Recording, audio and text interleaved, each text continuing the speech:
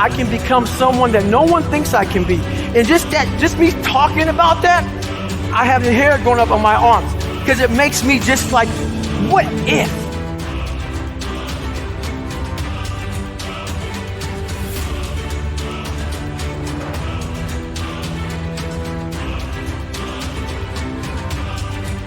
They don't know me, son. Get it. 18. They don't know me, son. Get it. 19. They don't know me, son. Who's gonna carry the boats and the logs? Who's One more. gonna carry the boats? Who's gonna carry the fucking boats?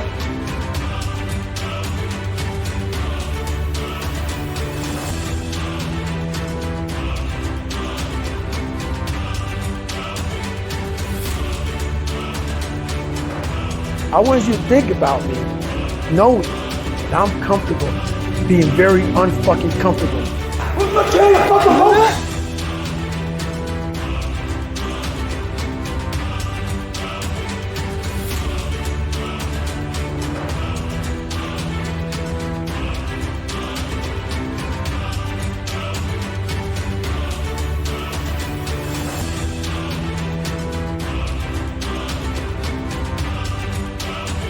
It comes from a disgusting place of afraid of dying, having never accomplished anything. Hello, everyone. Welcome back to the War Within podcast. Today we have a very special guest, Gabriel.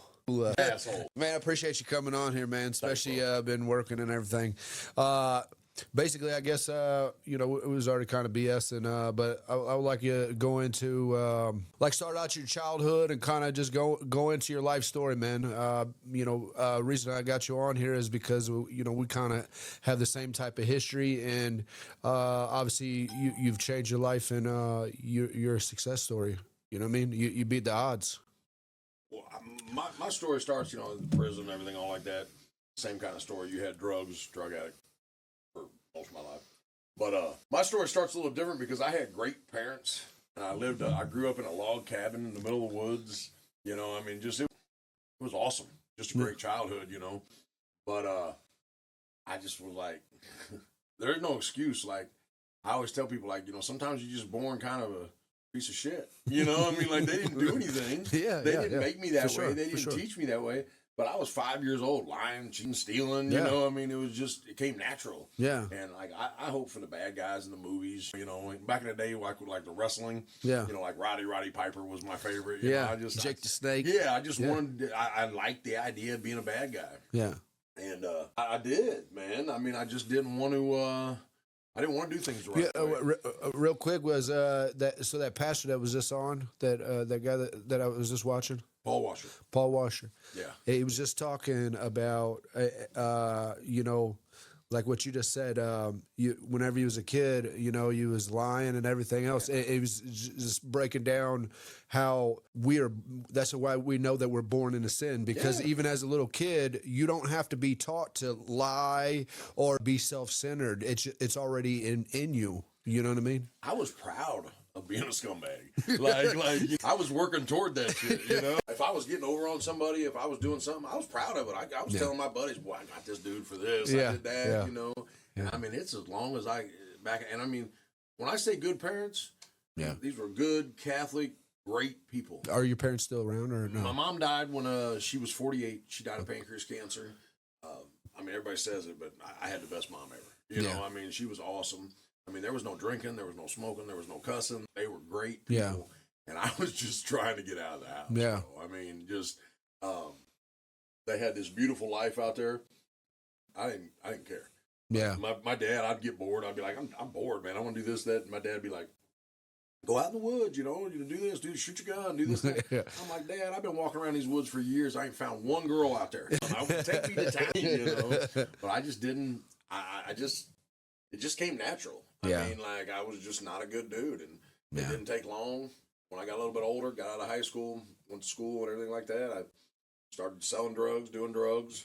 I was real late on starting the drug game, too, though. I smoked pot for a long time, but I didn't. The first time I ever bought cocaine, I bought 3 kilos. I just wanted to make money. I had some money from selling the pot that we grew. I thought, I'm gonna buy this dope because some guy explained to me, Yeah. That, hey, if you can buy it for this much, you'll sell it for this much. I didn't have any street cred. I didn't know nothing about nothing. And this is still in a rural area? No, this was by that time I was in my 20s. By then I was in Godfrey. Okay. And I was like, yeah, man, I'm gonna do that. Yeah. So I sold it for a little while, but then I started doing it. Yeah. Just like every other idiot, and that was the end. I mean, come to find out, I have a highly addictive personality. When it come to even good things, I'm like addicted. Absolutely. Like when I get into a weightlifting thing where I get in a cycle, I'll spend 2-3 years. That's all I'm doing. I'm strong. I'm all about it. And then it'll just fall off. It'll be 2-3 years before I go back again. Eat pizza and donuts. Be like, man, these donuts are good. I said the same thing. I'm in an extreme, or just one way. Like I got one speed. You know what I mean? Yeah. Even whenever I go to work, like I got one speed. Like I don't want to. I just want to get it done, or I don't want to get it done. You know what I mean? I'm addicted to work right now. Yeah. And I'm 50 years old. My kids work for me, and I just want to give them a better life because I screwed them over. Yeah. When they were kind of spoiled. They had pretty good. We had money. Yeah.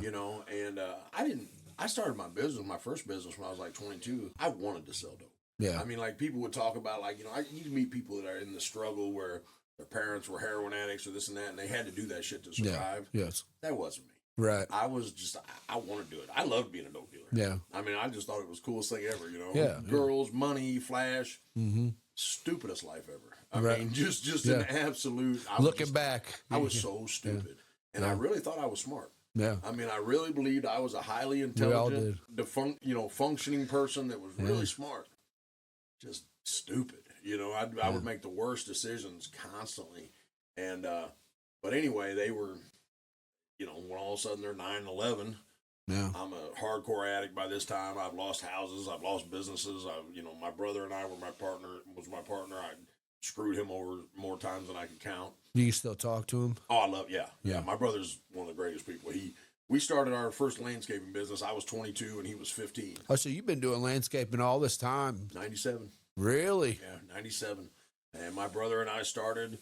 My brother's a beast. Shout out to Tony Tall. And he was, he was just an awesome person. He's a great worker. He still landscapes to this day. He owns his own company also. But, just a poor example. Do you guys do? You guys do collaborations together with your businesses? We do some, and we want to do more. Yeah, I would love to work with my brother again. I think he would like to do that also. It's just I ran the business pretty much into the ground the first one, and he was a young guy. He just took his lead from me. I was 7 years older, and finally he just couldn't take it anymore because I was off the reservation. So he quit, started his own, and he's done well. He's a great worker, great dude, and we've mended. We never really weren't. We were always close, but there was times like when I went to the joint and stuff. I don't blame him. Yeah. I was screwing stuff up for sure, record paces. Yeah, and he was trying to do things right. He was a good parent, good dad, and everything. But with my kids, I screwed it up, and they went from having nice things. We were still messed up. We still weren't cool. Yeah. Me or my ex. But then the bottom dropped out on them. Like just one day, Dad went to prison, and that was it. It was over with, Yeah. So they struggled. So now we're kind of mending those relationships, and I just want to show them a better way to live. It's a hard deal. They still think I'm an idiot. Yeah. But hopefully they're coming around. I'm trying to do a little bit better. Now, how long you been in your kids' life now? I've been with them my whole time. One thing about my kids is they were, even when I was they were loyal. They had my back. For years with other family members. I mean, they were. I would get out of prison and I'd go find my daughter Taylor, my son, and we'd go right back to living together. I mean, I always wanted my kids around, and I think they wanted to be with me, but I just made it so hard. Yeah. So now we're together. We're working together now. Hopefully someday they'll. I mean, I don't care what they do. There's better lines of work than landscaping. Yeah. But hopefully you can at least that business will be built. Yeah, that's what I'm saying. You can pass something down. Yeah, that's it. Because you do a lot of work anyways, and you get a lot of jobs. I mean, what's another 5 years from now? You don't know where you'll be. You know what I mean? You might have 10, 15 employees for real. You have no idea. We've got 7 now, and we started out 3 years ago with my partner. a pastor Yeah. from Restoration Church in town, Larry Lacefield. Yeah. He gave us a chance. He got us a start. And for the first year and a half, 2 years, it was just me and my son Yeah. working. And I mean, there's money to be made. The profit margins are good, and the work is good. They all know how to do it. My daughter is 22 years old, and she works on the crew every day. Yeah. Running tractors, Really? hauling trucks. She's good, and she's got a good mind for it. Now they all live with you? No, them kids wouldn't live with me for anything in the world. I thought you had some, or I guess is that Amanda's? I have a stepdaughter. Okay. Nevaeh is Amanda's 13-year-old. Heaven backwards. Look at this guy's slick over here. Yeah, I didn't even know that. Yeah. heaven backwards. And Amanda, Amanda's the same story as us, but Yeah. she had a rough childhood, and she had a rough way to go. Yeah. And she's been locked up probably more than both of us. Really? And No doubt. but she got saved, and now she's amazing. I want to right get now. her on here at some point. Yeah, I told her Yes. that. Yeah. Yeah, she'll do it. Yeah. She's working for Task. and I all know that that's now. what crazy. Dude, You she's know? getting. That's what I was she's telling him because I was in Task. Everybody, just Really? I was in Task. Yeah, Really? I just always failed piss test, and then they finally sent me to rehab. I was a kid though, I was juvenile, but that's whenever Task first came around. Like I think Task really that's whenever I first was introduced to Task was probably in like 15, 14 years old. You know what I mean? Really? Yeah. Yeah, I didn't know she. They used to be uptown Belleville, right on West Main. They used to have one right there. It's still there? Well, she was in Edwardsville. She's been in Edwardsville. She's a deflection specialist, is where she started. But now she is. I think she's transferred over to the Belleville office. Yeah. But I mean, she wants to do reentry. Yeah. Her passion is to help girls coming out of prison. And Gary and my brother, we bought a little house, and we're trying to do we're gonna call it New Creations. I remember you said that. And Yeah. she's spearheading all that. Yeah. And she is. She just wants to give them a chance. It's hard enough for us when we get out of prison. Mm-hmm. It's hard enough to find a job when you're a woman with kids. You're kind of stuck, and then you come out and you don't have any opportunity. Well, then where are you going to go back? You're going to go back to these guys, these sugar daddy type guys, stuff like that. And I mean, just going to meetings, man, listening to some of these women's stories is like, you listen to some dudes, but then you hear some stories like some women talk about some stuff that transpired with them, and you're like, that wasn't even nothing, because you're talking rape, all kinds of stuff. I mean, there's you can, man. Did you just watch Ben? He was on Sean Ryan's podcast. Him and his wife. They were drug addicts, and now they buy dope houses, and they turn them in Georgia. They buy dope houses and turn them into like halfway houses and all this stuff. You have to watch this podcast.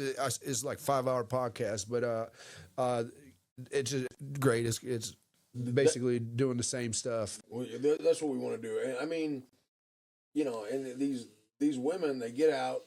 And most of the time their kids are in foster care or they're with the baby daddy, and all these things, and you got to fight through all that. And we just want to give them a chance to. So you guys are doing just women. The first, yes, one. Gary and my brother Tony and I, we've got 3 properties that we're eyeing. We bought one. We've got another one that's available to us. We haven't even scratched the surface. We haven't even started. Yeah. We bought the property. We've got some plans. My wife talks to a lot of people about this stuff, and she's really the one that spearheads it, and Gary's wife Dawn and Becky, my sister-in-law. But we want to give them some training for life, because I was in the joint, and I made pretty good grades in school. Mm-hmm. I went to school, played ball, did all kinds of stuff like that. Really, again, thought my shit didn't stink, Right. I thought I was a real smart guy, Yeah.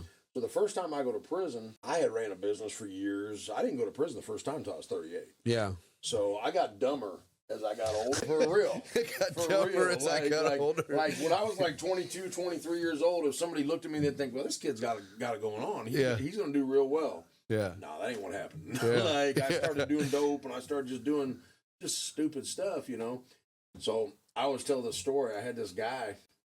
He was my cellie, and we were in Graham, and I hated this dude. Yeah. This kid was like 22 years old, had like 6 kids. Yeah. Couldn't read, couldn't write, and was just Annoying. just drove me crazy. Yeah. Tough guy, you know, talking all crazy and stuff all the time. And I hated him, bro. Yes. And I looked down my nose at a lot of the guys in the joint. Yeah. I thought these guys don't know shit. They never had no money. Yeah. Well, we're sleeping in the same bunks, you know what I mean? Yeah. But I really thought I was still all that, you know? Yeah. And I'm sitting in one of those, what do they call them? Civigenics classes. Oh, yeah. You know? And we're in there and we're talking and I'm looking at dude and I'm like, yeah. I'm whooping dude. Yeah. You know? It's over with. I can't stand him, Yeah. you know? And we start talking, but he starts telling his story. Yeah. Well, his mom's a heroin addict. She died. His dad's a crackhead. Never been around. Yeah. He's had absolutely no chance to have a good life. You know, nothing out there for him. Well, I've gotten everything. Yeah. My parents were great. My parents had a little bit of money. We weren't rich, but we did well. Yeah. I had every option to do well in my life. And I'm looking at this dude thinking how much I can't stand him. And I'm thinking to myself, it just like clicked. Just that fast. Like I thought, well, I've had every opportunity in the world to make my life Who's good. dumber? Yeah. That's exactly what it was. I thought, I'm the dumber. Yeah. You know, I'm the dumb guy. This guy here, he didn't have a chance. I had all the opportunities, and we're sitting in the same cell. Yeah. Doing the same thing. We got the same amount of money in the books. None. Yeah. You know, and we're just, and I remember, and it really changed my life. Really did. Because that was the first step of me having some self-awareness. Yeah. And realize that, you know, these people, they need help. Yeah. You know what it's like. You get out of jail, your family don't really want to. I burned all the bridges. I burned them You know all. what I mean? I was the same way. Like we didn't. My stepdad raised us. My mom was great too. You know, we had issues. You know, I'm not going to get into it. It turned into a whole debacle last time I talked about it. But you know, my dad worked every hour that he could to take care of 3 kids that wasn't his. We grew up in a trailer. I mean. You know, whenever I started going to jail whenever I was like 13 years old. So I lived in St. Clair County Juvenile Detention Center. They knew me by my name. Man, that's a tough joint. Man, I remember. them juvenile joints. I tell you what, dude, hey, that was rougher time in that place than any other time that I've ever been, because you were like in St. Clair County Juvenile Detention Center, you were in a seg cell all day, every day, every single day. Really? That's how it is? Yeah, it's just you by yourself. And it's got a concrete slab, and then they got this old mattress that's made out of like plastic, and it keep it cold as hell in there. You know what I mean? No cellular or nothing. But they're not all like that though, right? And there it is. Is it? Yeah. But yeah, so whenever you're in a juvenile, they have to put you behind glass or plastic. They can't put you. So it was a cell door, but it's got a big window. But there's so many gang signs and everything else carved into it. You can't barely even see out. But I remember, like, you know, like it'd be like pods. So motherfuckers get on the phone and they're trying to show their dick to the girls, and the girls are trying to pull out titty. You know, man, just crazy stuff. But like, Well, that's a hard time anyway when you're in jail and the women are right there where you can see them. yeah. As a young But I was kid, like you, that's like, just you know, testosterone. I was always trying to fit in, was my thing. You know what I mean? That was my thing. You know, so like, I just try to fit in. So for me, I found out like, getting in trouble, I got attention, you know what I mean? And one thing that, like you was just talking about with your celly, one thing that's always stuck with me that I heard from a guy in a meeting was you need to look at the similarities and not the differences, you know what I mean? Because I'm super quick to judge everybody. I still do. You know, I have to, I feel like it's a human thing. I have to step back and check myself, you know what I mean? I've really changed in the last few years myself with that. I've almost went to the extreme the other way. Yeah. Like, because I trained myself for so many years, the last few years at least, that if I see somebody that's messed up or if I see somebody doing stupid stuff and stuff like that, I try to think, well, what made him this way? What got him here? What you know, what are the circumstances and everything like that? Well, so I've almost kind of went the other way to where I still get mad at people. I still have people that I don't care for. But like, I'll give them a lot of rope now because I can't help but think, look at what my life was. Look at all these mistakes and all these damages that I caused to all these people, and I had all that opportunity. Yeah. So now when I see these guys, I think, well, maybe, maybe this kid was abused. Maybe he was molested. Yeah. Maybe he was this. Maybe he was that. Maybe some sort of I don't know what the political correct way to say it is now, but he's limited mentally. Yeah. Things like that. You know what I'm saying? Yeah. And so now I kind of went the other way where I'm just like, I give him the benefit of the doubt too much. Yeah, I mean, well, that's probably because you're further along in your spiritual journey too, though. You know what I mean? And I, like, talk about God. When I feel emotions and I feel compassion for people, that's God, man. That's God, because me personally, I don't want to give you no money. I want to keep everything because that's how I feel. Like, that's I'm very selfish. I care about me. You know what I mean? Well, you see what I'm saying? A lot of that, though, that comes from that is because we did grow up differently. Yeah. And you had to work so hard to have nicer things. You I agree, yes. They were given to me. It's easy come, easy go. Yeah. It's like when you're a dope dealer and you're making a ton of money. Yeah. And you don't have any. Spend more. You can't figure out why you made all this money and you don't have any money because you're just spending on the stupidest stuff you can ever think of. Yeah. You've done all this stuff. I think when a kid has a harder childhood, he becomes more of a responsible, at least economically. They seem to be a little more responsible than someone that is giving things to them. And it's like I saw this thing on one of these podcasts the other day I was watching about these first generation business owners that came from nothing, like what you're doing. Yeah. They came from nothing and they built this business, and then they pass that business over when they pass away or when they retire, and they do to the second generation, give it to their kids. Yeah. The failure rates on these successful businesses that have been successful for 30, 40 years, and then the kids take over, and 3-4 years later, they're belly up. And I think it's because they just haven't had to work for it. They don't have that responsibility, and it's not. It's they didn't have to put in the work. Well, it goes. It's like everybody talk about the next generations, but it falls on the generations before. So it's the parents. You know what I mean? Like especially for you, I'm sure you feel the same way. Like, with my son, I feel indebted to him. You know what I mean? I lost all them years. Yeah. But I also need to respect myself enough too. And the hardest thing for me is to give my own self credit for stuff. You know what I mean? Because I never feel like I do enough. You know what I mean? Or have gotten to the point. Back pay. Exactly. I do like to keep a little bit of that, though. To be honest with you, like people say, you got to let that get, because that's the thing in the Christian world. People, hey, you've been forgiven. It's okay. Yeah. I kind of like to remember that I was a piece of shit to him. Yeah. You know what I mean? Yeah. Because then I won't do it again. Yeah. You know what I mean? Like it'll make me make sure I'm a better person, a better role model, better father for all these things, because I don't want to just completely let it go and say, okay, well, I'm forgiven and it's all cool. I believe I'm forgiven from Jesus. Yeah. But I'm not going to forgive myself. Because that's back pay, man. I owe them kids. Yeah. My kids went through some struggles. Yeah. Struggles that had nothing to do with them.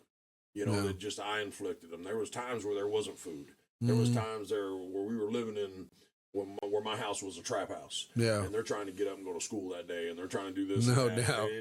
They're just a parade of idiots. How old was you whenever you had kids on the way? I was 27 when my son was born, and my daughter Taylor was born a year and a half later. So I was a little older for having kids. But my addiction didn't hit hard until they were 5, 6, 7, 8, 9, and then I started going to jail. Which was a hard 11. Because they know everything that was going on. Man, you know what I mean? My kids have seen more stuff than I ever saw my whole childhood. They'd see in one day. Yeah, I mean they saw things that no kid should have had. And I've been lucky, and I always thank them that. I always tell them that. I shouldn't tell. I should tell them more, but I really appreciate the fact that they've turned out to be good kids and have a good moral standard. They're not drug addicts. They're not out there living the way I was, because I always tell them, I was like, man, I really appreciate that, because the guilt would just kill me. Yeah. If there was a heroin overdose or there was this Yeah. or that, I know that when I see their faults, I know that's my fault. Right. I know I caused a lot of these problems that they have in their life. Yeah. And so I'm lucky that they've turned out well and that they're smart kids and they work hard and things like that, because I couldn't live with myself if you see these parents that their kids are look at how many people are ODing all the time. These kids dying, these kids going to jail. I mean, I can't imagine my son or daughter being put in handcuffs. Like, I don't ever want to see that, Yeah. So that's my kids are my driving force for a lot of my stuff. My wife, my stepkids. I've got great stepkids too. Yeah. My little stepdaughter Nevaeh just got a report card today. Got all A's and 1 B. The B was in PE. Yeah. I started laughing, But I mean, these kids are great, and they give me the motivation to keep working. Yeah. Keep working hard to build something for them. Right. To help them out a little bit. It gives you a purpose. Yeah. Yeah. So Yeah. I'm not one of those parents that never did nothing for them. I want to help them out. Yeah. And there's downfalls to that too, though, because they got to help themselves too. For sure. But they do that, so. Yeah. Yeah. That's probably the hardest line. Like I don't ever plan on having any more kids, and my son's 24 years old. So I lost that all them years. I just really been trying to build on that since he's been around like 18. But I had a kid on the way when I was 16. So. Yeah. I ended up going to prison at 18, I was a kid. I wasn't even, I had no business having kids. See, I was there for them when they were young. Yeah. I missed their teenage years. Yeah. Those years where you really should have a mentor, a father, right. or somebody that to protect my daughter. And I have stepdaughters too that I love them just like they're mine from my first marriage. And then I've got stepdaughters now. And I mean, kids are great, Yeah. They're great, but you really just try not to screw them up, Yeah. I think the most important thing is just being realistic. Yeah. Look, I'm not talking about like 5-year-old kids and stuff, but at a certain age, look, 10, 12, I knew what I was doing. I knew whenever I was doing stuff wrong, you know what I mean? People, I feel like, if you sit down with a kid and, Well, at some point, they got to live their own life. For sure. I say this all the time. And at some point, I don't know what that point is. I wish I was smart enough to know that. Yeah. But at some point, they're responsible for their own decisions. Yeah, exactly. And if they had a bad childhood, I mean, that sucks. And I hate that for them. But you see these people that are 30s and 40s, and they're still blaming their parents. Yeah. Man, you've had 40 years, bro. Yeah. I mean, you should have been able to figure something out, I mean, I just, it's that fine line of how much you like discipline them, how much you reward them, what you give them, what you hold back from them so they can earn it themselves. And I have no idea the right way to do that. I'm trying, but at this point, I mean, they're 24, 22. My stepdaughters are all in their mid-30s, Yeah. The ship has sailed. Yeah. They're You can't tell them. I ain't been able to tell them nothing for years. Yeah. I used to laugh because this is true. When I was 5, when a kid is little, they just love their dad. Right. They think you're the strongest, toughest, coolest dude. Yeah. Even though you're not. Yeah.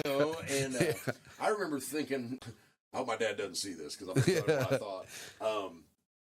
My dad was great. Yeah. I mean, just a really good dude, serious dude. Didn't do a lot of laughing and joking, but there wasn't no like gray area. Like it was right or it was wrong, and you need to do the right thing at all the times. And I was always doing the wrong thing. Yeah.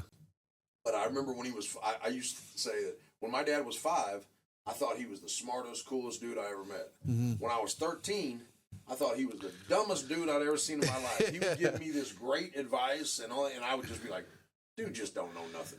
Now, this is a Vietnam vet. Yeah. He's got a master's degree. He's super smart, super tough, strong-minded. And I thought he was a moron my whole teenage years. Yeah. And I mean, I was really thinking, he don't know nothing. He ain't lived no life. Yeah. He's lived way more than I have, Yeah.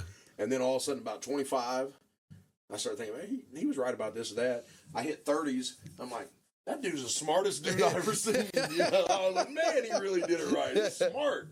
You know, I should have listened to all that shit. Yeah, you know? yeah. Didn't listen to none of it. Yeah, I mean, he probably did that to his parents, though, too, you know? Not him, bro. You know? You don't think so? He had a tough life. That's Yeah. kind of what I get back to is these people, these kids that grew up hard, Yeah. I think they make more well-rounded, better decisions. They have better work ethic. Yeah. They have more self-discipline. I deal with self-discipline. I can't say it. Discipline. I don't even want to say the word discipline. I struggle with it. Yeah. You know, even, you know, food, Everybody does. everything, you know, I just, bad decisions, you know. Yeah. I mean, if you get up like, I think the way you live your life, Yeah. I think you're probably pretty regimented. I am, but you know, it's like you said earlier, like it's probably too extreme one way, you know. So the things that I do and the way that I do things, I do them because it's easy for me, but sometimes it doesn't make my life feel good because it throws me off whenever I don't get to do something. It'll just play in my head all day long, you know. There's some saying, and I'm not gonna get it right, but it's something about excess, like even good things. If you do too much of it, Yeah.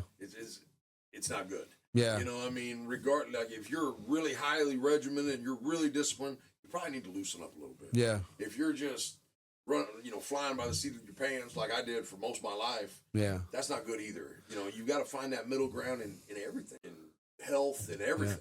Well, it's funny because me and my buddy Brian was just talking last night, and we was talking about like just in general, like think about the Amish, you know, because they live their life.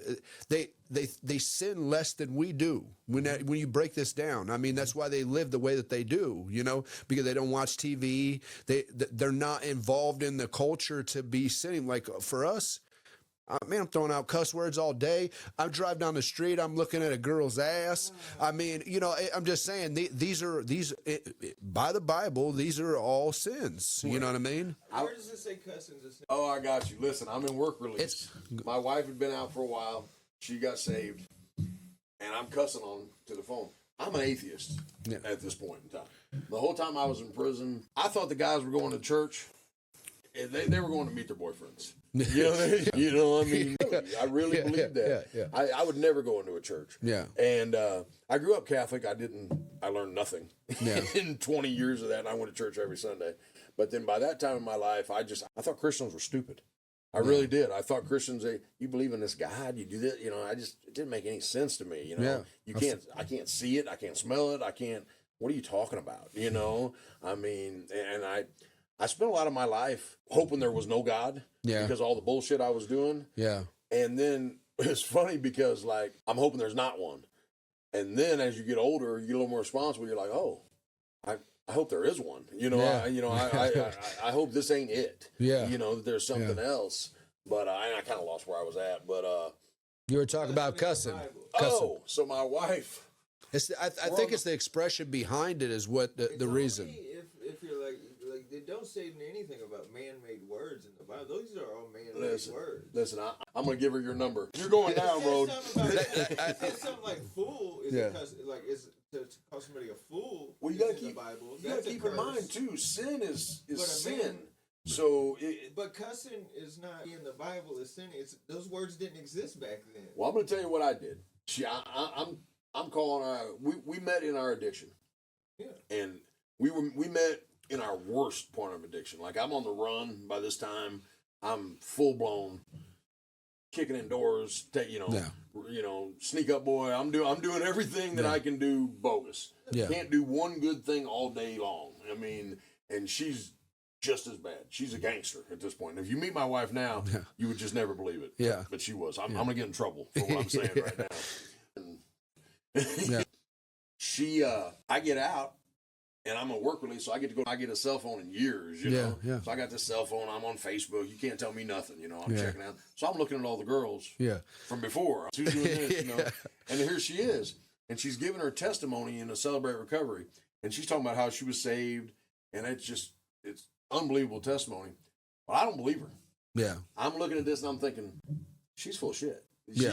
She's lying. Yeah. She's trying to scam some preacher. She's trying to get paid, So I call her up. I'm like, what's going on, And we talk for a couple minutes. I'm like, so I said, this Christian thing you got going on, is this a scam? Is this a lie? What are you doing? Tell the truth. And, it's going to be hard to do it, Yeah. But she has backup.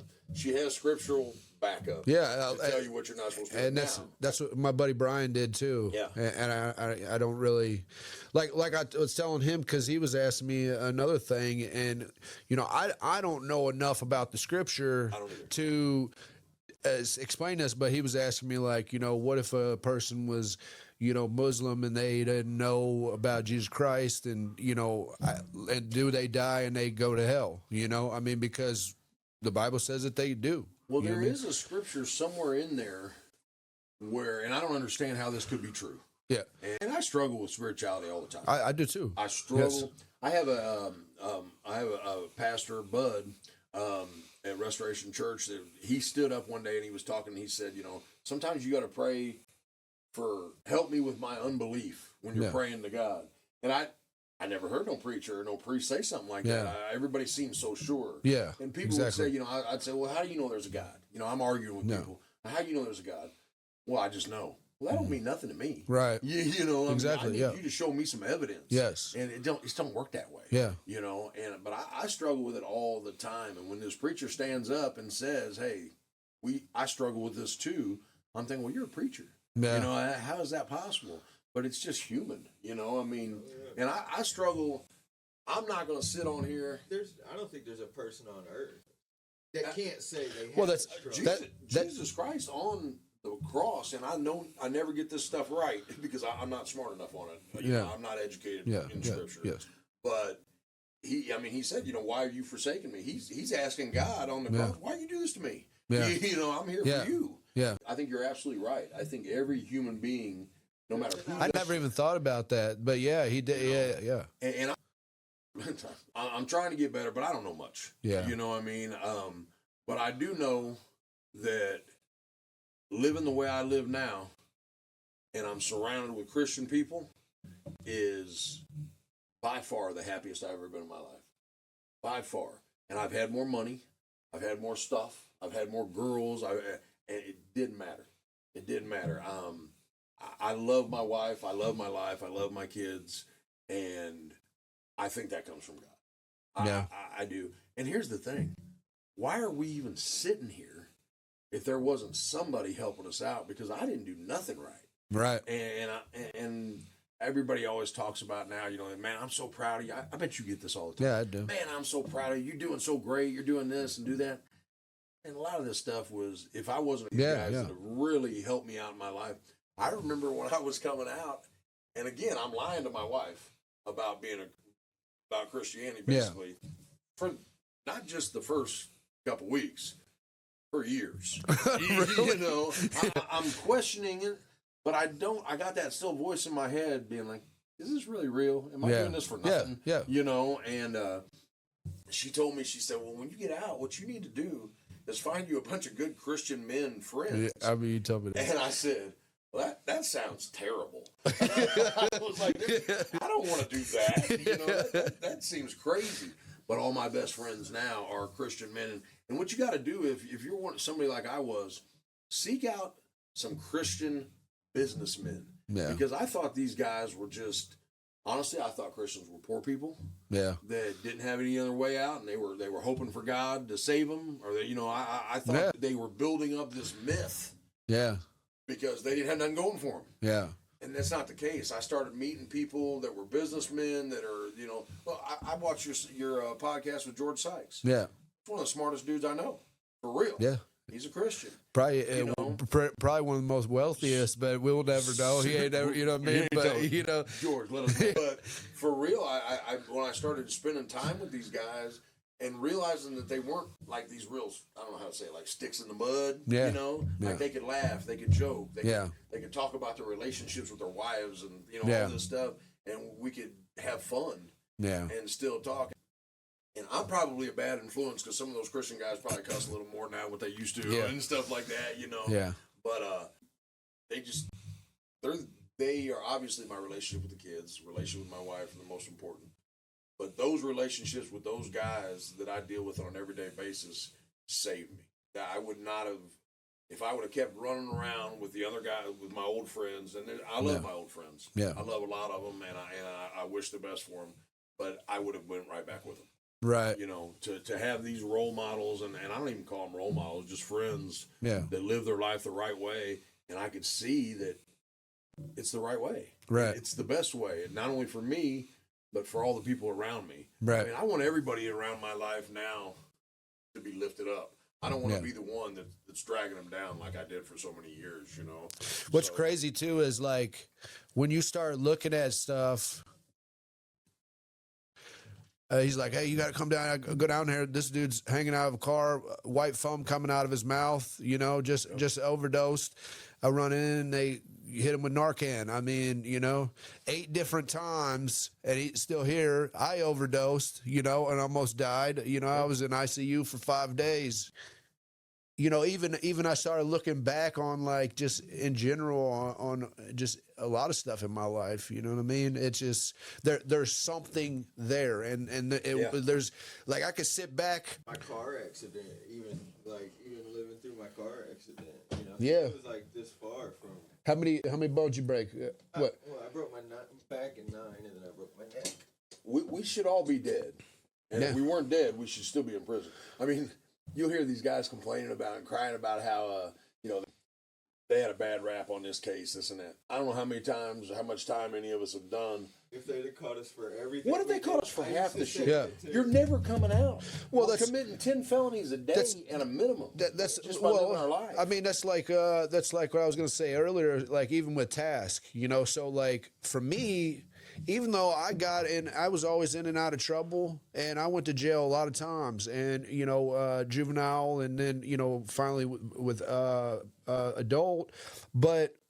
Even the court system gave me a lot of options, dude. They whether it was probation or you know, then Task, like you know, I think that there are some young kids and they get trapped in a system. There's no doubt about you know what I mean? But there's a lot of them people that are in them, you know, judicial system and all that stuff. They really do. There's people in there that really do want to see, you know, people succeed, and you know what I mean. But the problem is when you get in there, you can get yourself wrapped into a spider web, and it'll entangle you. Well, you know what I mean? Get that number. Yeah, It's real easy to go back. But hey, that's why the best thing that ever happened to me was killing my parole time. You know what I mean? Hey, because you know, parole is easy compared to probation, but at the same time, it's just easier just to go back and just kill the shit, get out, and then you're done. But you know, again, that's probably something that, hey, look, we're all 3 out. How many years you been out? 12. How many years you been out now? 4 years? Well, I mean, it's still, but I mean, you started late too, though, you know? You're a late bloomer. I agree with the parole statement, though. I would much rather do parole. I've never had a problem with. Yeah, well, that's what I'm saying. It's easier than probation. Than to do the Well, yeah, I mean, never completed parole. Yeah. Well, that's not true. Well, I did the work release, and they early outed me, and I did like 3 months parole this time. But to finish 2 years of parole, 4 years of parole, the way I lived before, I ain't making it. hey, I never was going to make Hey, it. what about these guys coming out like I was on heroin, living in Kentucky while I was on Illinois parole. It's pretty simple. What about like Stay away. What about like in Missouri where these guys are getting like 10 years back up, you know what I mean, on parole? Shit, that ain't funny. I got 5 years. What are you talking about? I got a 10-year backup. Talk about the system. 20-year backup in Missouri, like hey, people take. What are you doing? Don't do the 2 years. The rest of your life, you're 20 years and 6 months. You got a license on an installment plan. Hey, You're paying payments on life. You stole a TV. And they make you pay now for being on probation and stuff. You know, they didn't used to do that. The only reason I don't have to pay is because I'm on disability. She gets my shit waived, or it's $30 a month. Yeah. That's $1 a day. I had this judge where I grew up, you know, baseball, football, a little bit of basketball, stuff like that. This judge in a small town in Jerseyville, Eric Pistorius was his name. And everybody thought this guy was a real hard ass. Yeah. And he was. Yeah. But he would give you chances and stuff. Well, I knew him from a kid. Like, Yeah. You know, I dated his stepdaughter for a minute, short minute, you know? Yeah. And he hit me. Yeah. Prison. I didn't think I was going to prison the first time. You know, I had a good lawyer, some money, you know. Well, the first time, honestly, that's not true. The first time I got popped for 2 deliveries, I paid my way out and I got light probation. Yeah. I went to probation 3 times in 2 years and walked. Yeah. Oh, you got that one probation that I got when I was selling weed. I got that Ben Once a Allen year. probation. Allen was my lawyer. I got that Ben Allen set up where you give him some money and he's like, all right, you're good. Go on now. And so I made through that one. But the second time he sends me to prison, I go to prison, I do my time, I get out. I don't finish. They raided my house. I was selling dope. Yeah. But I knew they were coming because all my friends were getting popped all around me. Yeah. I mean, one of my buddies was on parole in my house, and they pulled him out of my house. Knowing it's a trap house, Yeah. you know, so you know they're coming. Yeah. So I cleaned the whole house up. I'm good, man. I'm thinking, let them come. Yeah. I don't care. So these dudes come through the house. They know I'm bogus. But they don't find nothing. I'm talking about 7 cop cars just pull up in front of the house. I'm like, oh, okay. Come on in. I'm cocky. You know, I'm talking shit. Yeah. They find 2 shotgun shells in a drawer that was literally from a 410 shotgun that I bought when my mom got but I was on parole. Yeah. 2 gun charges. That's 2 counts of possession of a firearm by a felon. I'm in Menard immediately. Yeah. Like 3 days later. No, don't pass go. Yeah. Don't do nothing. I'm gone. You know. But anyway, so he sends me to prison the second time after that parole violation. He sends me in. The third time he's going to hit me. And I'm smoked. I know I am. I got 9 felonies pending. I've been on the run for a couple of years. Yeah. So I go into his court, and at this point, you know, where you get like, after you've done time a few times, you ain't scared of it no more. Right. Exactly. You're like, okay, this is life. This is what I'm doing. You know, we get pulled in the courtroom. I'm strung out. I'm tore up. You know, I'm 190 pounds. Yeah. You know, No shit. I'm 300 pounds right now. Yeah. You know, and I'm 290. I'm like 188, I think, the day they checked me Holy in. cow. I look like a big head on a stick. You know, like a corn dog. And I was trying to get to go there Yeah. because you're free. Yeah. You're free. You don't want to go to prison. You don't care, you know? Yeah. So I'm trying to get this. You ain't getting there. It's not even the same state. You're Right, not getting to go, right. you know? So I throw a fit in the courtroom. I said, this is bullshit. You ain't never given me one day. I said, look at me. You can't see I'm a drug addict. You see me out here. I look good. I'm going healthy. Everything's cool. Yeah. And then I come back 50 pounds lighter and I'm all, you know? Yeah. I was like, you know I'm a drug addict. You know I got a problem. Do something. Yeah. You know, help me out. Yeah. Everybody, hey, Mr. Tall, get out. You know, they drag me out of there. Send you to Graham to the. They put me in my cell. The next day they come in. I'm still pissy. They come in. They're like, hey, you got court. Yeah. Get up. They're calling for you. Man, I ain't going back in there. You know, I mean, I'm talking shit and everything like this. Yeah. They're like, hey, bro, you need to go to court. Yeah. He's like, come with me. We go in there. They vacate my sentence, give me a 10-year backup, and let me go to court. Really? In Branson, Missouri. No Vacated doubt. my sentence. Let me go. But there's a backup Yeah. of 10 years. Yeah. So you got to finish. But all I got to do is finish 1 year at core. And core is not, it's not like rehab. It's not like you live in a house with a bunch of guys. They take you to work. They teach you all. But I'm still an atheist. Yeah. And I'm still bucking them. Like any authority, I'm questioning and I'm talking crap on them all the time. For sure. So. Look, your camera died. Oh man. Did it? I guess. It still got But now it kicked back on. We're back. That was a commercial break. Disconnected. But yeah, so he lets me go. So I roll out. I'm there for a little while. I come back. They said, hey, they can't transfer. I did this wrong. They put me on probation. They sent me over there. I'm there a couple months. They come back. They said, you got to come back for your probation appointments every month. Well, the judge says, hey, we're not going to keep bringing you back. I come back in. I'm healthy. I'm working. Everything's going well, you know. Yeah. And they're like, look, we're not going to be able to do it. We'll just take 30 days. Do a 30-day rehab. If you're done, if you're good. I fight them. I'm like, no, I want to go back. Yeah. I want to go back to where I was.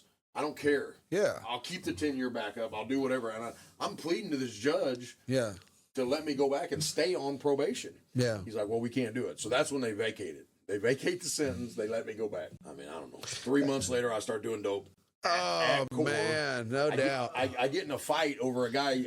I gave a dude all the way out of Branson. Was there dope out there? Hey, Branson. yeah. Oh man, listen, man. Where'd you get it at Silver Dollar City? There's more meth in Branson than here. Oh, I believe it. But you know what they don't have it in Branson is heroin. Really? So after when I went on the run after that, I would get meth down there for next to nothing. Drive back to St. Louis, Trade it for beans. sell the meth here, get heroin, take the heroin there. Really? And I did that for a minute, going back. Holy and forth. cow! That's fucking 5-hour drive. 4. Yeah, you know, eight. It ain't hard to make a long drive when you ain't sleeping. You know? He was driving up from Kentucky at one time, man. They was getting dope, driving all the way to St. Louis to get from Kentucky. I was in there, It was only 3 hours.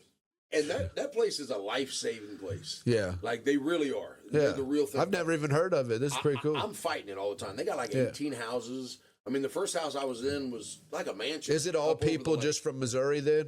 Or was it people from all over? If you got an addiction problem right now, you can go join Core right now. I got They'll you. give you a place to live. They'll get you a job. Yeah. They'll give you classes. You go to NA every week. You go to church every week. Yeah. You do all these things, and they will really help you out. You can do a year. You can do 2 years. They call it like that, a second mile or something like that.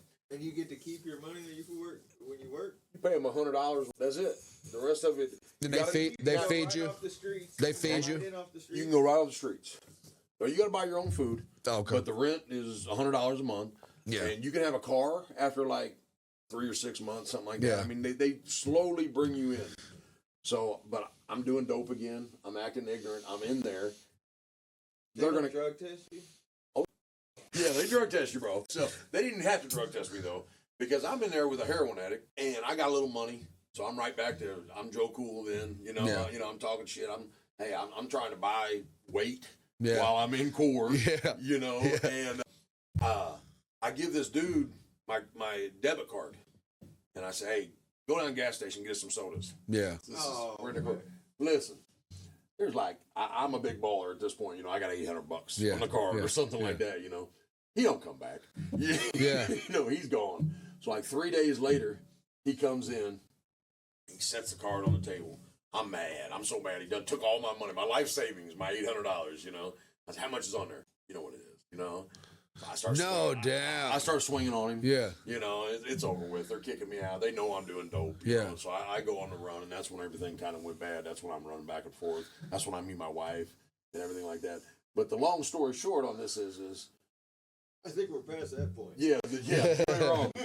So the judge gave me all kinds of opportunity. Yeah. And I had to go do the last 10-year backup. They vacated the sentence and everything. Yeah, which when I thought vacated sentence means they drop it. I'm good. Yeah, that's what I thought too. Well, It ain't. They put it on the back burner of Where they can pull the file back out. if he doesn't finish this year at core, this is all retroactive, and you It's come a back. contract, basically. Well, and you voided the I contract. voided the contract. Well, not only that, I thought I was really smart even after that because I literally picked up 9 felonies while I was on the run in like a year and a half.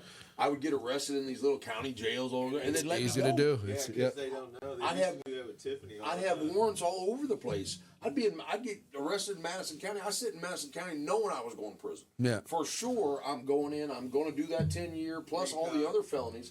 In my mind, I'm thinking I'm going to run wild on these because I'm on probation for all these other felonies. I'm sure I'm going back for 20 years or something like that. And like 7 days later, I'm sitting in Madison County and I hear, tall, bunk and jump. You walk out of the gate, you're Hey, you like, had the biggest smile on your Hey. face. I'm looking around like this is a joke. I literally walked out in Madison County by the courthouse there. I took off running. Oh, I'm man. like, I got to clear this area. They made a mistake. you Man, know? hey, that's like us see guys that were getting out. They thought they was getting out of the state joint, and then the feds would pick them They're up. waiting outside. You know what I mean? Hey, they're telling everybody, they're like, man, I'm going home tomorrow. Hey, then you walk past like where motherfuckers are about to leave, and they're like, man, hey, feds are picking me up. But I'm saying it happens though. Yeah. I remember when he was in Jefferson County, man. Hey, oh God. The fuck got out of Graham and What's funny about it is, Missouri was there. what's funny is about we laugh and joke and smile about it and everything, and it was just some devastating shit that was happening to us.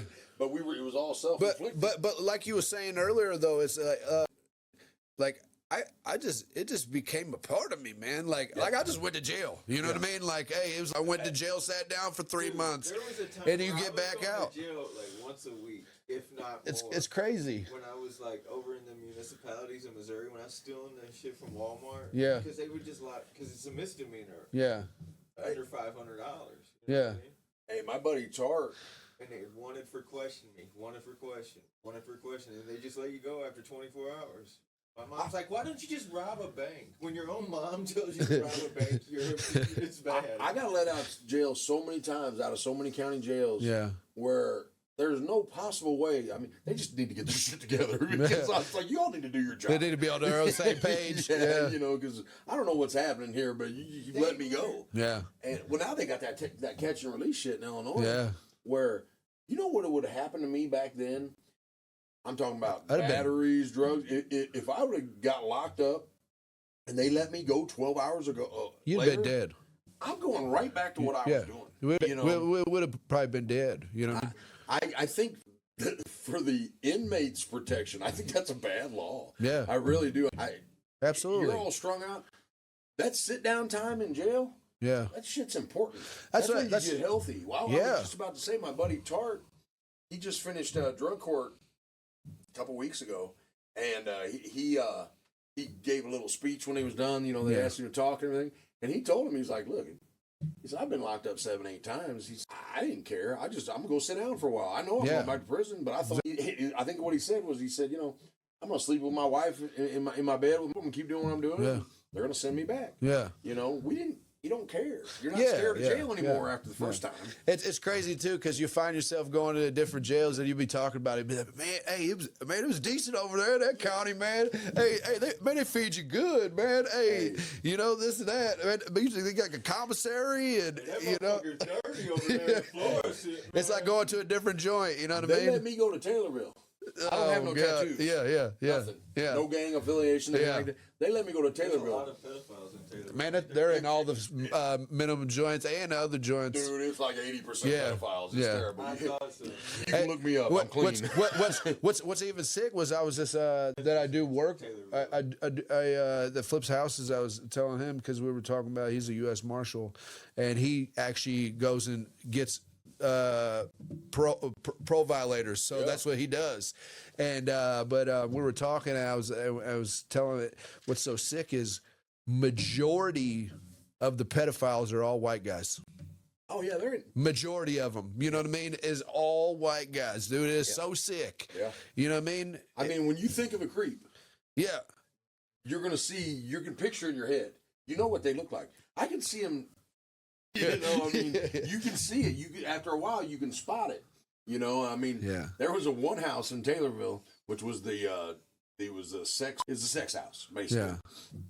Man, it looked like I don't know, like Creek Parade. These guys going to chow, and you're looking at them, you're like, that's what it looks like. Well, Graham know? probably had a wing. They had one. They do. Centralia had one. Graham does. Yeah. For sure. They- I think it's 21. They put the sex offenders on them wings, and then you got Big Muddy and all them other places. Well, I went to Menard for one bit, and you know, because it's where you get arrested. Yeah. I've been to Stateville. Yeah. You know, and stuff like this, and I remember leaving. I don't remember where I was leaving. I might have been leaving Menard, and I go to Taylorville, and I get off the bus. Well, you know, you're walking, you're cuffed up. Yeah. Somebody's escorting you to places. You're used to that life. You know, you might be walking lines or something. Yeah, the longest bus ride day ever on the most uncomfortable bus ride. Worst day in the joint. You sit in fucking Lincoln or Logan for Pissing in a bucket. 4 hours, motherfucker shitting in the bucket. Don't be the last one to piss in it because you got to carry it. A lunch bag to dump it. Who wants the extra lunch bag to dump the shit They bucket? give you an extra slick meat sandwich. Oh, my for God. carrying that bucket. The ride to I don't Shawnee. even want the motherfucking sandwich, no. The ride to Shawnee, you start at fucking 5 o'clock in the morning. You don't get there until fucking 9 or 10 Dude, o'clock. I went from down south to Chicago to work for It was like 12 hours. Yeah, on that's that what I'm bus. saying. Locked up like this, eating a cookie and a sandwich. Didn't even want to get shipped from Shawnee because they didn't want to go through the bus ride Yeah. back up to Logan. Yeah. And come back. You know, the only one you could do was from Shawnee over right across the street. Vienna. Vienna got rats the size of cats. That's bro. what they say. That Yeah. place, what they say, yeah. and I'm talking about a whole different kind of heat. Really? Heat. Hey, I already Well, know. Rick's still sweat. I already know. I was down at Shawnee for 3 years, and hey, look, it's too hot outside. No yard. Yeah. What are you talking about? It's hotter in here. Yeah, it's too hot. No yard.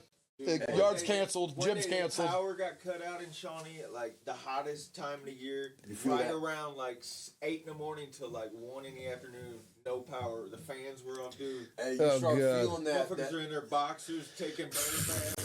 Put Dixie cups over your Hey, head while you're standing in the filling your toilet. box up. Hey, keep everything. your I've done it boxers all. In the sink. Yeah. Keep your boxers Hey, in the sink. my and then man put used to them put on. water in the box Yeah, and sit yeah. in it. Yeah, with I your done feet that. hanging Yeah. hard in the pit. Yeah. The air don't move down there. Right. And you got that humidity from the river. Just rising up. And I remember just laying in your boxers on the floor, and you're hoping that little air that comes under the door. Can't even get on the top bunk. You're just, bro. man, I ain't getting up there. It's like a barbecue Dude, grill. yeah. bro. It was the worst feeling. We probably talked too much about prison. But what's Yeah. funny is I met a lot of great people in prison. Great dudes. Oh, there's Yeah. a lot of great Friend. And the first time before I ever went to prison, I mean, I'm thinking about like lockup type of stuff, you know. Oh, me too. I was watching Lockup Hey. because I knew I was about to go do time. I was too. So I'm watching Lockup like, yeah, that's Yeah. gonna be me. Hey, I started fighting. I got to receiving Graham. I was there like 3 weeks. I was getting in fights Yeah. constantly. Soon Not as I because got I to was tough, Southwestern. because I thought that's what I had to do to survive. That's how I met You know? this dude. I got to Southwestern, the softest joint in the world. Hey. I'm 2 weeks in. I'm fucking getting banked over to a different house. I got because kicked- they couldn't keep me in for. I got kicked out of Southwestern on day 2 and sent back down to Menard because the circle. Yeah. And the Civigenics, where you got to sit there Yeah. and have all these Yeah. other guys Yeah. talk about, you know, Yeah. this Pull and that. yourself up. Hey, I'm talking about second day. I'm walking, the guy goes, Yeah. "Hey, bud, you need to pull yourself up. You know, you tuck your shirt in." Yeah. Fuck you. Yeah. You know, Yeah. I'm in the circle. Yeah. He starts talking. He says something about, you know, what would your kids think if you can't even do that? Back on the bus. They did. I got to fight. They kept me. They shipped me over to. Yeah. What was it? Two house. Yeah. With you. They had that Civigenics. They made a lot of money out of there, dude. I was in Southwestern for 10 minutes, man. It was I didn't get to in stay. Sag for 1 day. I came Yeah. back in the brown suit. JK was looking at me when I come in. Seg beside Is it. it? I didn't know. I guess Yeah, it's right by the behind the medical. either they put me in medical to ship me, or they put me in Seg to ship No, me. it was sick. It's right Yeah. behind medical. Yeah, and they're all the nurses and everything, and the foods. Man, shit. I already had in There's like. only like 6 cells in SEG. They gotta like get people out because Yeah. You They're get like out begging you people get out to early come because out of somebody else Seg. got in a fight on the yard or something. You're like, this is awesome. Exactly. They were begging this guy to get out of SEG. They're like, come on. He's like, no, I ain't fucking getting out. I ain't living here. He didn't want to be at Southwestern. I gotta be honest with you, Seg's not so bad. Like I was like in Taylorville in the dorms. Yeah. I go to Seg every once in a while. It wasn't so bad. Yeah, I You know, mean, you come in there and just chill for a while. Look, you know? I mean, that's for me. You know, especially at like I was in like my 7th year whenever I got to Southwestern, so I was, I was close to home. You know, I because bet I've the been dorms were you bumming know, you up. Yeah, were. yeah, They but were. it was not. I like the weights. I like how you could change the weights and everything, and so that was like more important to me because I was always like wanting to lift and you know. Listen, Taylorville was like a country club. I remember getting off the bus. So I was saying. So I go in. I got my boxes. They give me my blues. They say your 5 house A side. Go. Yeah. I just stand there. I'm Yeah. waiting for a cop to come take me. No, Yeah. You know, he's like, no, go get your Yeah. stuff. I remember they open the doors. I walk out. There's flower beds out there. There's a gazebo in the middle of this sucker. It's nice, man. I mean, clean, air conditioning, nice. Yeah, they got air I remember conditioning. walking around the sidewalk in there for like an hour. Yeah, Like I'm pale because I've been sitting in a cell forever. Yeah. You know, I mean, I'm just wheeling around, looking around. I thought this is like getting out of jail. I thought, man, if there was women here, I would just stay here. You know, the gym's awesome. The food's pretty good. You know.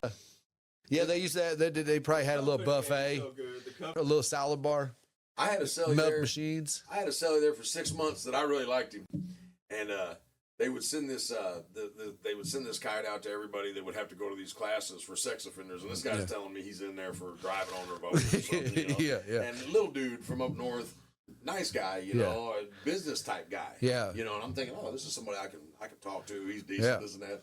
They call these passes to go and talk for this sex thing. Yeah. You know? And this dude, he just gets up and drops his head. I'm like, you got to be kidding me, dude. Yeah, well, You know, like, you got me. That's the I didn't thing, spot though. him. That's the thing, though. Like, man, hey, They don't have like, a type, man. They no, look like they Well, don't. some of them are. Hey, Some of them are. Yeah, yeah. I mean, Some of them you see and but you're this like, the yeah, thing. that guy with This- the third eye. this but is the there's thing. Some of them that look like me and you. This is the thing though too is like, lot of hey, them that look like this is the me. thing too though. Like there's motherfuckers that was like, 18 had sex with a 16-year-old or some shit like that too, and I had hey, they buddies got mine sex did- cases. You know what I mean? In You know. Kentucky, the age of consent is 16, so you can be. In Kentucky, I thought it was 12. So that means you can be 16 and have sex with a 15-year-old, and you can get a sex case. Yeah, but I'm just I had saying. a buddy he was on the sex offenders list for 10 years. Yeah. And he was still married to the girl. Yeah. He was like, she was like 16. He was like 18. That happens. She got The pregnant. parents got mad. The parents got mad. Yep, that happens. I don't think he did any time, but he's on that list. He's reporting Yeah. his neighbors and shit. You But know? hey, but the problem is, They're is still that married. They The, got 4 the kids. problem is even if you get somebody like that as a cellie, you know what I mean? You got like in there, you got like man, Treat you them know, all the same. yeah.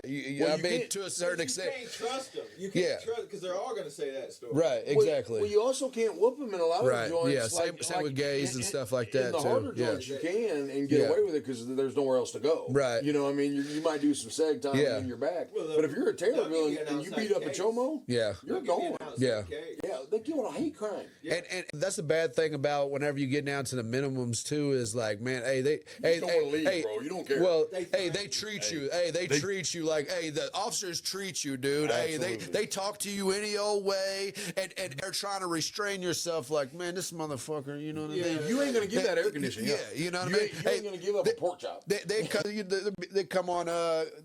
They come in. You want to go to They Menard? took all the You know? Latin kings, put them on the bus in front of us out in the courtyard, paraded them all out there. This is what happens when you gangbang in Southwestern. You guys want to be gangsters? You go to Menard. Menards where I. Hey, but I tell That you was what, my hey, default. Like tell you- every time I did something, I tell you what, there was probably more fights though in Southwestern. Hey, motherfuckers, hey, throw down in the middle of the room at nighttime. You know what I mean? Hey, people watch for the police. Hey, and motherfuckers duke it out. Hey, Yeah. and, But nobody you know says what I mean? anything, you're okay, No, you no. know? But a lot of times Yeah. you're getting told on. You know what I mean? Oh yeah. They Hey, tell. it might be a couple days later, but somebody reported. You know what I mean? Yeah, you know. You get a call to IA like 4 days later. Yeah. You just What'd know, you see? You know what's Who? happening. You They'll know. call you over there for fucking playing around. Yeah. Remember fucking horseplay in Southwestern? You ain't even allowed to horseplay. I elbowed a guy on the basketball court, and it was an accident.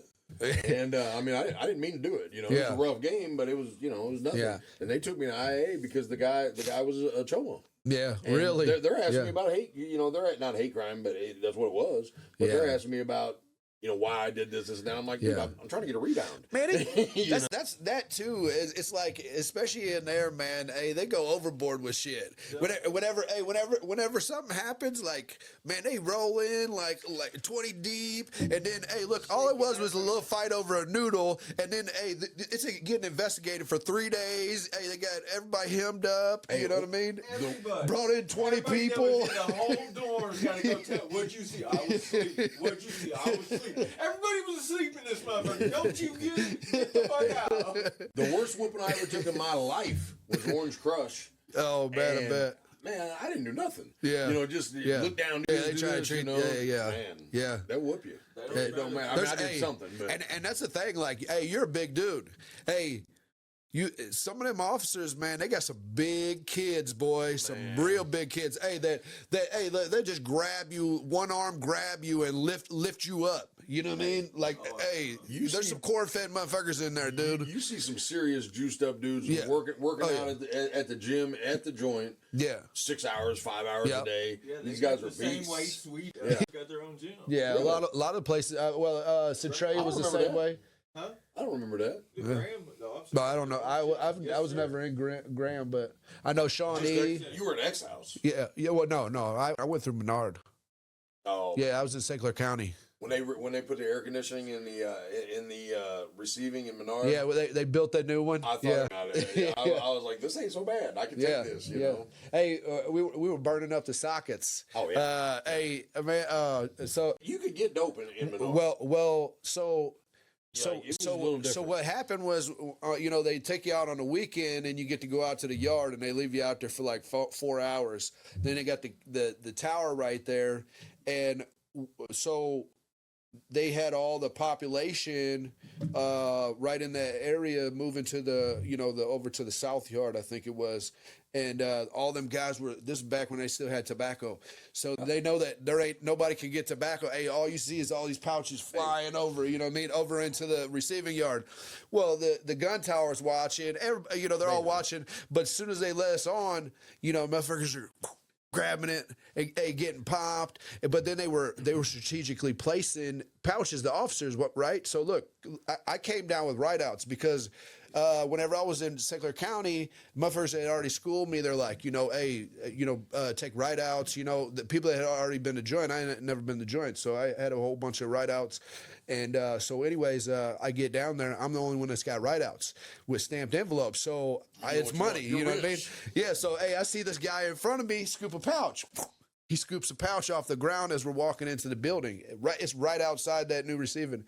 Hey, so I send down some write-outs, get some tobacco, and look, this is a brand new deal. All we had was the staples in the little orientation. You know what I mean? Hey, just the staples, dude. Hey, you only get a couple chances. Pop, pop. You know what I mean? And it's done for. Hey, all the sockets are hey, as soon as you're popped. You know what I mean? Because they're coming around checking sockets because they're brand new.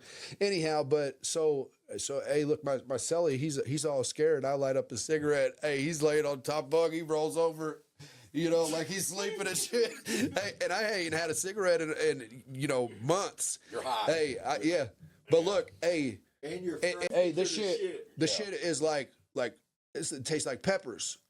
I'm fucking hacking. Look. Gave you pepper or skull? No. Check this out. So I end up smoking all this tobacco. It's killing me, man. And my fucking mouth is on fire. My throat's on fire. I go out to the yard the next week or that weekend, and I'm like, man, what was up with that tobacco, man? They're like, man, you smoke that shit? They sprayed that with mace.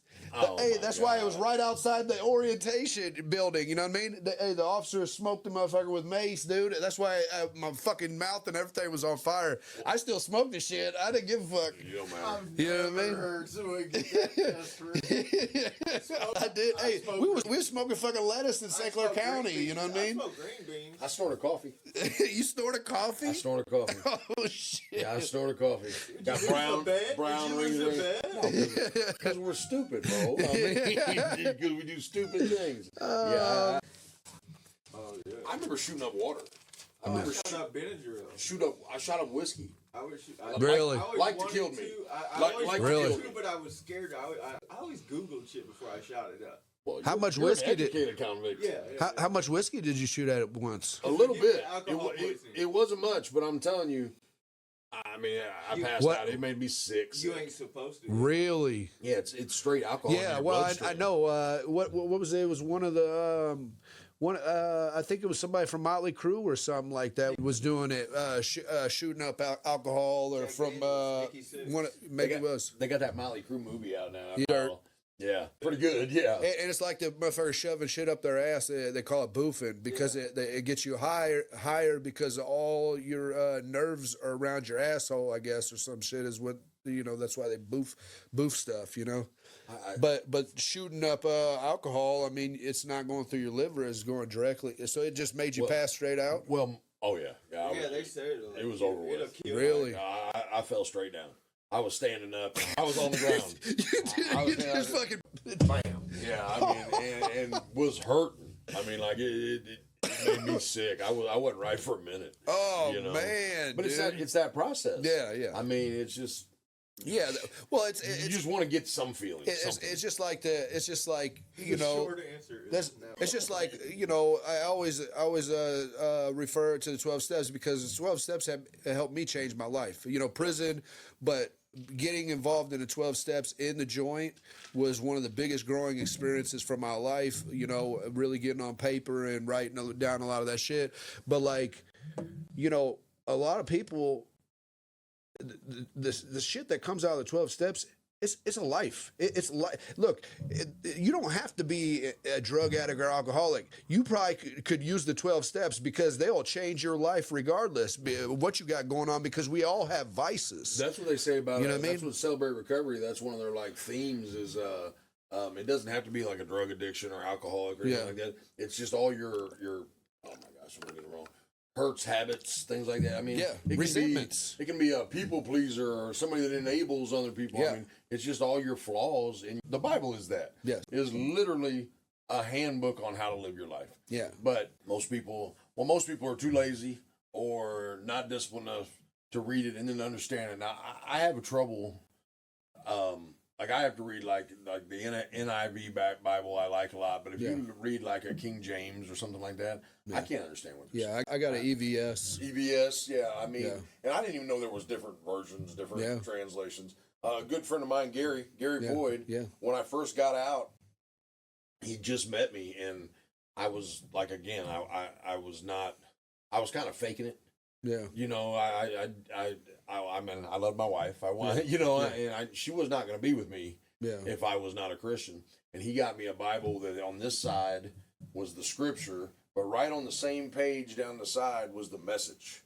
Oh, nice. So I could read a verse and then look over here, and it could translate it and tell me what that actually meant. Yeah. And that really helped me a lot. Yeah. I mean, but most of the stuff. And again, I'm no theologian. Like, you know, I don't know enough about it to really be some sort of Bible scholar. But the people are where I got most of my cues. That's where what helped me is the guys around me.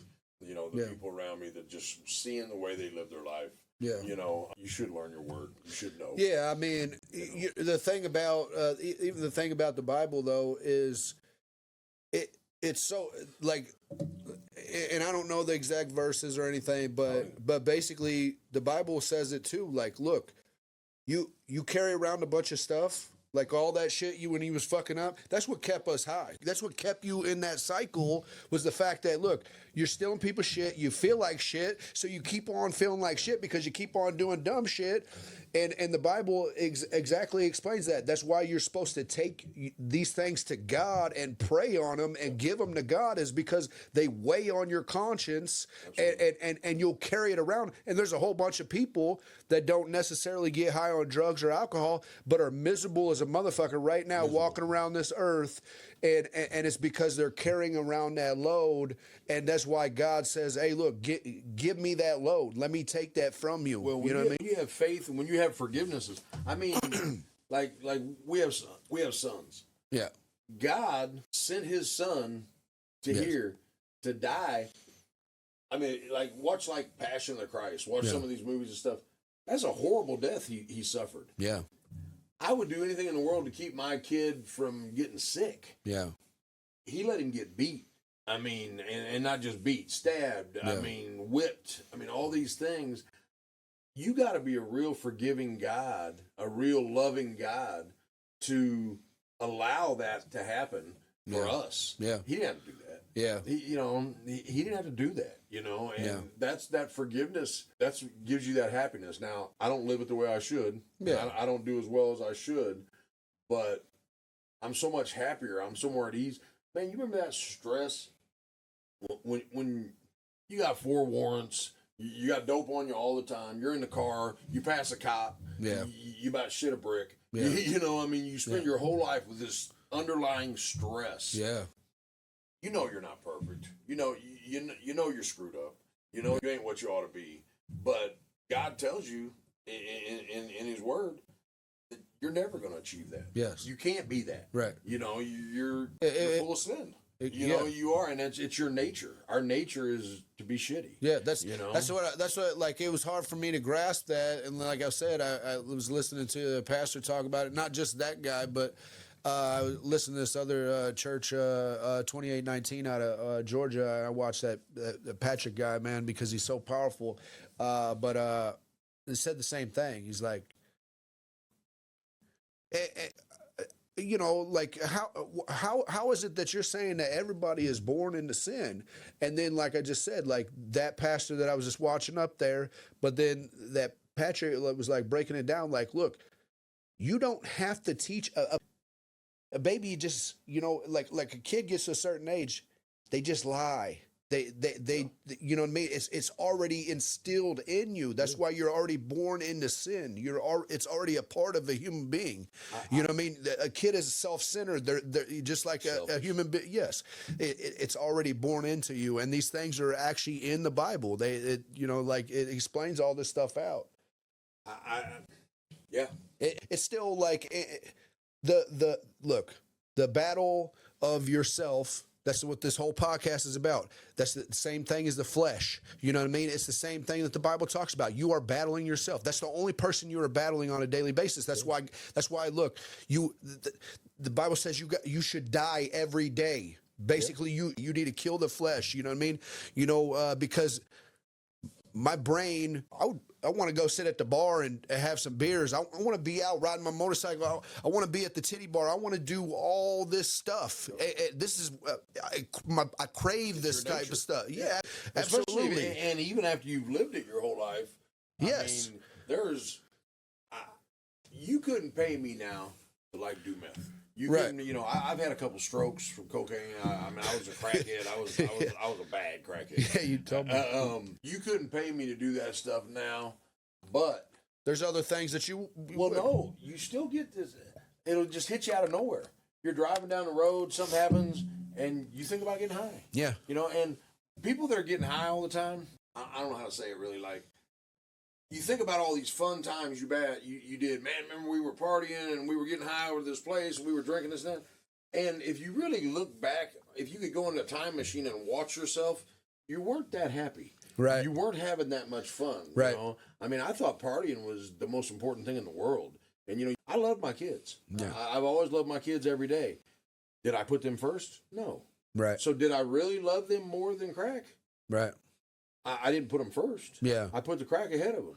Yeah. So you do what you love. You do what's important to you. Yeah. You know. So you get these people that, especially guys in the joint, women with mothers.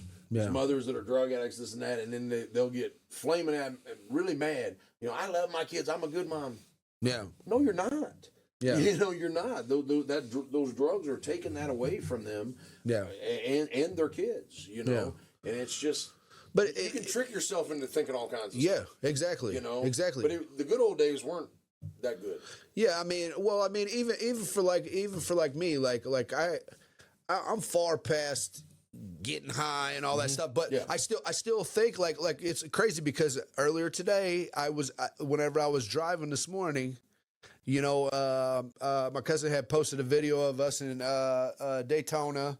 You know, we were drunk, we were having a good time, and I started reminiscing on all these things. You know what I mean? And look, and then I'm sitting back and I'm telling myself, I'm like, it's probably all right for me to like go out and have a drink here and there. You know what I mean?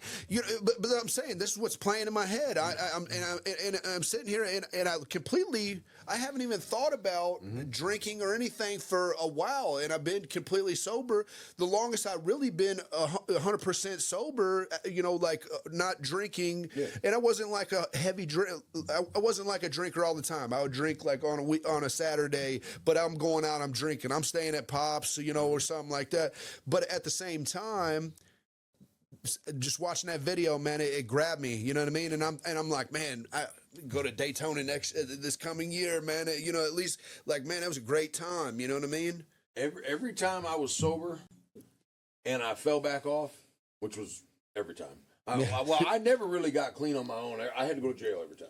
Yeah. Like jail was my rehab. Yeah. You know, but every time I fell off and went back to addiction, it didn't happen right then. It happened a week before, 2 weeks before. In my mind, when I start thinking, look, I'm working, I'm making money, I'm doing this, everything's great. You know, that'll be better.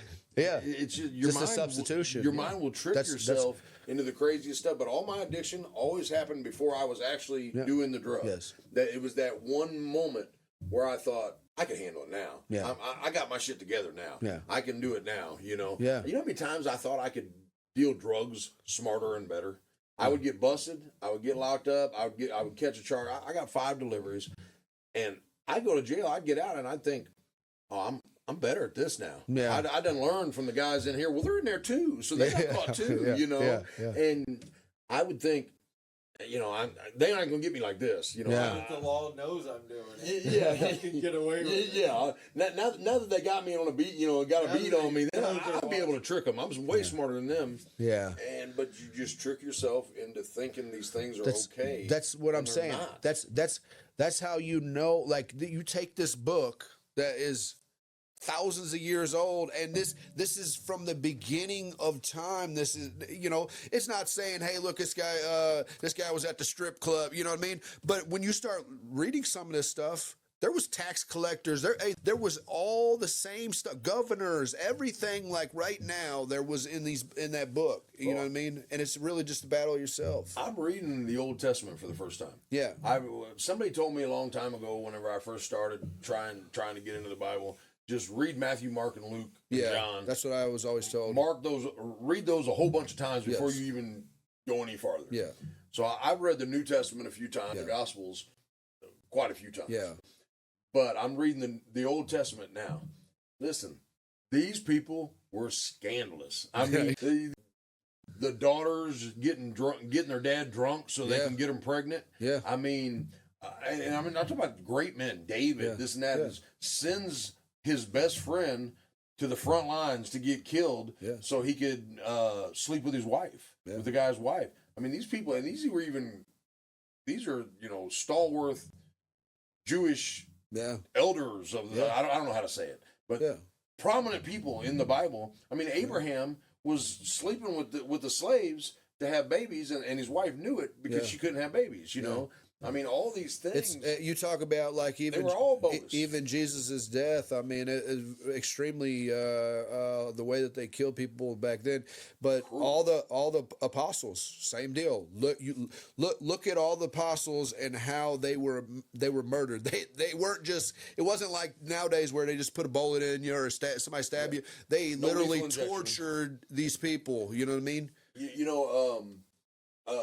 Peter died on the cross upside down because he wasn't worthy to die the way his Savior did. I mean, and you know something else? Have you ever read Case for Christ? No, I haven't. His name's Lee Strobel. Yeah, I've watched. Check it out. I've watched his documentaries and everything. Yeah, he was an atheist. His wife became a Christian. He got so mad about it. Chicago Tribune award-winning writer, journalist, is what he was, and he really started this Case for Christ journey for him. He started it as a way to disprove Christianity. And he started getting into the evidence and getting everything like that. And like one day he's just like, damn. Yeah. Like it's true. Well, I was listening to Lee Strobel on Sean Ryan's podcast, but then also like some of the scholars, because there's people that know the Bible, like they know the whole history. And this is what's powerful, is that there's no argument amongst scholars that Jesus Christ was a person. Absolutely. The only argument is, was he who he said he was? Yeah. You know what I mean? Which is, I mean, that I just got goosebumps off of that because I didn't realize how much evidence was a part of this thing until I started, Do you know about, we've talked about this before, Ed. Do you know about apologetics? No. Oh, listen, bro, you're custom built for this. No. I'm the type of guy, you got to show me. Yeah. You got to prove it to me. Yes. For many times, I was like, well, I don't believe in that. You got to show me. Yeah. Well, the circumstantial evidence, apologetics, and I'm going to get this wrong, but apologetics is basically the science of being able to back up your case to speaking to a non-believer, and in a way that you can show them facts, and it'll be an overwhelming. It's like circumstantial evidence. Yeah. They ain't got you with the knife standing over the body. Yeah. But you got DNA, you got blood, you got all Yes. these circumstantial evidence. That's basically what apologetics is, and it's unbelievable. It's really done wonders for me to just study that. There's a guy, Frank Turek, Turek, check him out. Yeah, I'll get his name from you. Yeah, he's one of the major guys in the apologetics world. I went to a conference right when my wife, we laughed. My wife's like a crowbar Christian. Like, she made me do all kinds of stuff that I didn't want to do. She's still making me do stuff that I don't want to do, you know? And she made me go to this iron sharpens iron. Yeah. And I went, you know, that you had to pick it's a seminar all day. You go to different stuff. And I went to this apologetics thing. And I didn't know that there's absolutely no proof for evolution. There's two different kinds of evolutions. There's microevolution, there's macroevolution. I'll probably get them backwards. Yeah. But one of them is evolution within a species. So you got a bird that over time their beak gets longer because it's easier for them to pick up a seed. Eat a seed. Yeah. That is, I think that's micro, but I might be wrong. The other evolution is a cat evolved into a dog. Right. You know, there is no case for evolution of apes and monkeys becoming a human. Okay. I didn't know that. Yeah, I didn't know that. Yeah. But they teach you evolution in every school growing up. They remember the chart in the class where you got the monkey all bent over, and then there's a little step, there's another little step, and then all of a sudden, 6 people down, there's a human. Yeah. Okay? Yeah, I remember it. If that is true, then why have they never found one that's partial monkey? Or, exactly. Yeah. Well, because they try to use a couple different monkeys that were able to walk on their 2 feet, but that right there, if that's the case, then that should give you even more confirmation towards the Bible, because look, the devil controls the earth.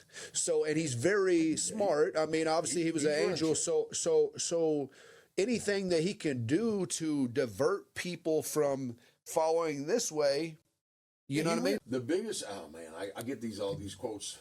They're in my head. I can't get them out. The biggest trick the devil ever played was proving to the world or convincing the world that he didn't exist. Right. That's the biggest trick the devil ever played, that he's not real. Because if he's not real, God's not real. Yeah. And that's what it is. If he can blind us to the reality of, or it's my reality anyway, that God exists, then everything else is open season. Because all you got to do to get to hell is not believe in God. Right. It's easy to get to hell, you know, and that is... It's very hard because you're against yourself. Like that's the whole premises of, you know, that's why it's so hard, because like we were saying, like it's hard to stay consistently believing in something that you don't necessarily see. Like whenever I hit my knees and I don't know, I don't hear nobody talking to me. I'm thinking in my head as I'm making this prayer, am I just talking to myself all the time? You know, like, but at the same time, I know that things are getting better in my life, and there are things that are transpiring. There's a reason why I was reading the scripture, and then all of a sudden I go to church the next on that Sunday, and it happens. The pastor's preaching this, the first scripture is you know what I mean? Like they think they got your house bugged and and they're talking right to you. Yeah, man. Yeah, it happens all the time. And it's just so crazy, man, because I would have never I wasn't an atheist. I believe that like there's something, you know what I mean? The thing is that like to me, like I'm like, and honestly, I feel like with the 12 steps, it strayed me away from the Bible. It gave me more of an agnostic, because agnostics just they believe it. They believe that there's something. You know what I mean? Your higher power, but your higher power could be your dog. Yes. Your higher power could be whatever it is to you. And I know that whenever I go sit in a meeting, hey, like there's an energy flowing in there, man. You know what I mean? Yeah. Like people are talking, telling their story, just getting rid of that garbage. Mm-hmm. And man, hey, I loved being in meetings because I just give me goosebumps. I just know that there's an energy flowing through them rooms, man. You know what I mean? Those open discussions between addicts, between criminals, between all these things. That's what. Really, well, I think that's where the progress is made. Yeah. When I had a Civigenics guy that was the head of Civigenics when I was locked up, and he was telling me, hey, I've never really done drugs, but you know, I was addicted to cigarettes and coffee, and I remember thinking, you ain't telling me shit now. Like, it's over with. I'm not Anybody got a listening. coffee ball? Yeah. I'm not listening to another word you say to me. Because, I mean, like, try crack, dude. Yeah. Either way, I'm sure you're probably ready to go home. And I've enjoyed this. This camera's probably getting ready to cut off anyways. I've enjoyed it. I'm really glad you invited me. This is fun. Man, hey, dude, I'm glad that I met you. You know, why don't you talk about your business, man, and you know, because obviously local people are going to see this, and I'm sure you know it might bring you some jobs. Our company's Bigfoot Landscape. I've been doing it. It's the only thing I've ever done. It's you know, the only thing I know how to do. So that's what we do. We love it. I mean, you know, we're able to improve people's yards, do things like that. With the whole recovery with the Christian, I think it's made me better as relating to my customers, trying to help. You know, I don't ever want to leave a job messed up. You know, and I've got some great breaks for this. I mean, you know, Larry gave me a chance right out of jail. He knew how I could do it. He knew he saw me work a couple times. He helped buy in. Gary's been a unbelievable asset to me. I mean, just dude's awesome. But the business, we do good work. It's family-owned business. We love it.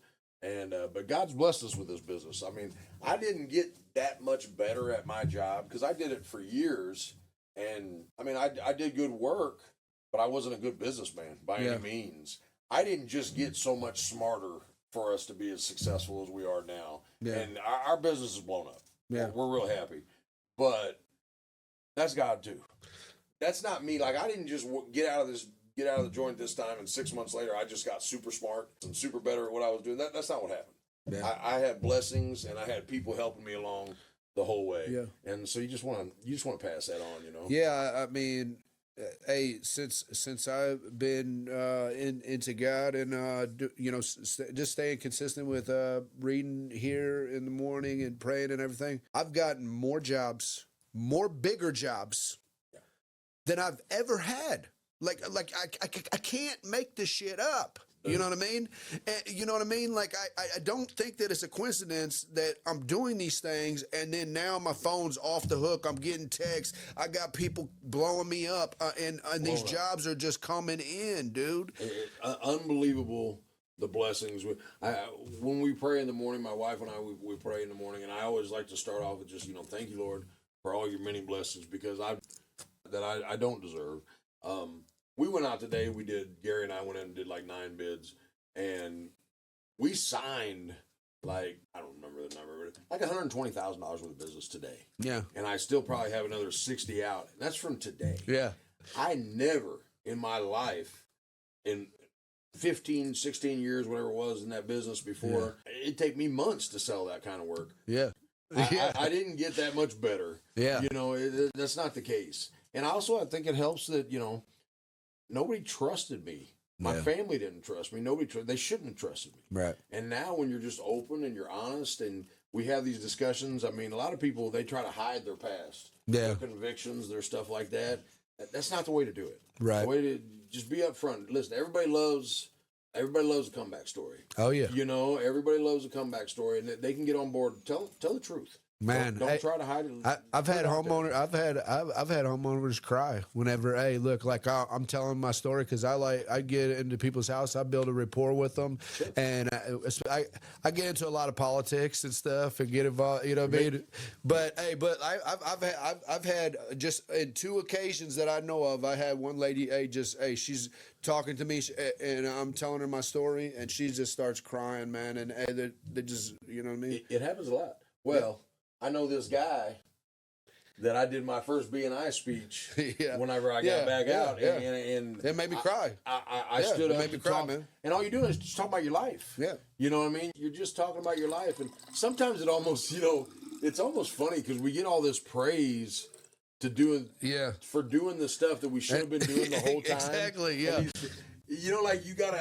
There's a Bible story about that too, about the 2 sons, and the one son goes off and does all crazy stuff, and when he comes back, the prodigal son. Yeah, that's kind of. I feel a little bit embarrassed by it sometimes, and some of it's kind of silly because you'll have these people that are talking about, man, you're doing so great. I'm so proud of you, this and that. And I'm like, hey, congratulations to me. I'm no longer a total piece of shit. Right. Yeah. You know, and then you got these guys that did it right their whole life and they don't get no credit, you know, so.